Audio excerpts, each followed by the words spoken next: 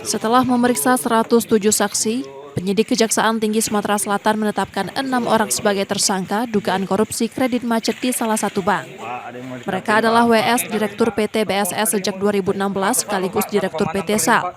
MS Komisaris PT BSS periode 2016-2022, DO Junior Analis Kredit pada Divisi Risiko Kredit Kantor Pusat Bank, ED Akun Officer dan Relationship Manager Agribisnis periode 2010-2012, RA Relationship Manager Divisi Agribisnis periode 2011-2019, serta ML Junior Analis Kredit tahun 2013. Kasus ini bermula saat WS mengajukan kredit investasi kebun inti dan plasma atas nama PT BSS senilai Rp765 miliar. Kemudian kembali mengajukan kredit serupa senilai Rp677 miliar pada 2013. Dalam prosesnya, tersangka diduga memasukkan data fiktif dalam dokumen pengajuan kredit, sehingga dana yang dikucurkan tidak dapat dikembalikan alias macet. Akibat perbuatan tersebut, negara mengalami kerugian hingga Rp1,6 triliun.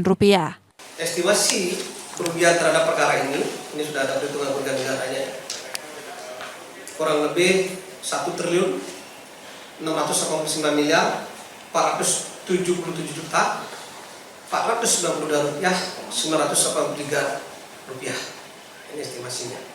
Dan sampai saat ini sudah dilakukan suatu penyitaan aset yang sudah dilakukan pelelangan oleh penyidik sebesar 506 miliar 150 juta. Artinya masih ada sisa kerugian negara yang belum terbayarkan sebesar 1,1 triliun 83 miliar 327 juta 492 rupiah 983 rupiah. Ini akan terus kami upayakan pola proses penyitaan ke depan. Para tersangka kini ditahan di rutan Pak Jo Palembang selama 20 hari ke depan. Sementara penyidik terus mengembangkan kasus ini untuk menelusuri kemungkinan keterlibatan pihak lain termasuk oknum di bank tersebut. Yudi Kiswanto, Kompas TV, Palembang, Sumatera Selatan.